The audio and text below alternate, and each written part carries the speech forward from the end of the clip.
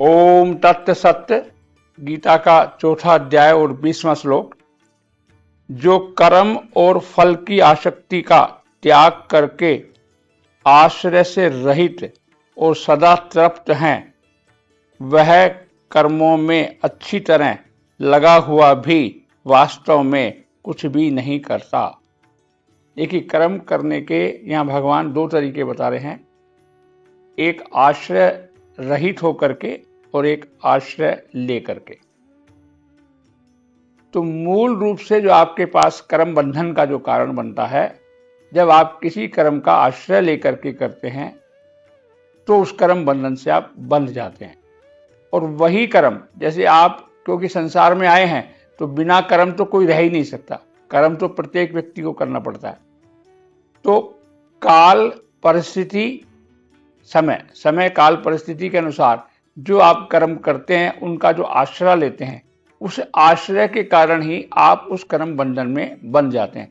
यदि उसका आश्रय ना लें, किसी भी कर्म बंधन के लिए अगर उसका आश्रय ना लें और निराश्रित होकर के जो आपका कर्तव्य है उस कर्म को यदि आप करते हैं, तो निश्चित तौर से आप उस कर्म बंधन से बनते नहीं है। मतलब ये कर्म करने की क्रिया बता रहे हैं भगवान कि एक ही क्रिया के द्वारा बंधते हैं आप, और दूसरी क्रिया के द्वारा उस कर्म को करने से आप उससे मुक्त होते हैं।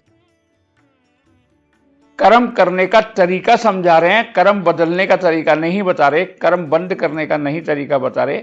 जनरल व्यक्ति से जब हम बात करते हैं तो व्यक्ति ये कहता है कि भैया जब कर्म के फल की कामना ही नहीं करनी है तो फिर कर्म ही क्यों करना है। देखिए, बिना कर्म करे तो आप एक पल भी नहीं रह सकते। भगवान यहाँ ये कह रहे हैं कि किस तरह कर्म को करें आप कि प्रत्येक कर्म से आपका बंधन की जगह आपकी मुक्ति हो। मुक्ति का मतलब क्या है आप समझिए। जो कर्म फल से आपको सुख प्राप्त होता है, वो जितना भी सुख आपको प्राप्त होता है वो क्षणिक होता है। और जब आप निराश्रित होकर के कर्म काम करते हैं तो आप अपने स्वरूप आनंद को प्राप्त होते हैं। क्षणिक सुख कितना भी हो और कैसा भी हो, रहेगा क्षणिक ही। लौकिक और पारलौकिक दोनों सुख समय अवधि के हिसाब से छोटे बड़े आपको लग सकते हैं, लेकिन वो क्षणिक होते हैं। और अपने स्वरूप का जब निराश्रय होकर के आप कर्म करते हैं तो वो निराश्रयपन जो है वो आपको अपने स्वरूप की जानकारी देता है और प्रत्येक कर्म में आपको आनंद की अनुभूति आने लगती है।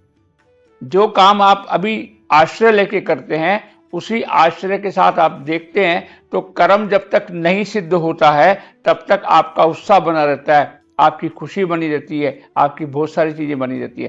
लेकिन जैसे ही वो कर्म पूरा हो जाता है आपका उत्साह खत्म हो जाता है।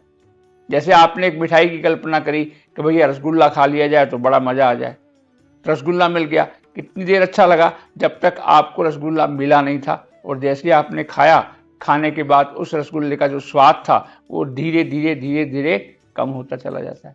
इसी प्रकार प्रत्येक क्रिया का जो सुख आपको प्राप्त होता है वो सुख जो है वो क्षणिक होता है, अगर आप आश्रय रख करके किसी काम को करते हैं तो। इसलिए भगवान यह कह रहे हैं कि बिना निराश्रय मतलब बिना आश्रय के यदि आप अपने कार्य को कर्तव्य मान करके, सेवा मान करके करेंगे तो आपको अपने स्वयं का ज्ञान होगा, और स्वयं का ज्ञान ही आपको आनंद की प्राप्ति करवाएगा। और मनुष्य जीवन का एक ही उद्देश्य है कि आप अपने आनंद को किस प्रकार प्राप्त करें। हम सुख और दुख के फेरे में लगे रहते हैं और गीता आपको आनंद में रहना सिखाती है, आनंद में जीना सिखाती है। ओम तत्त सत।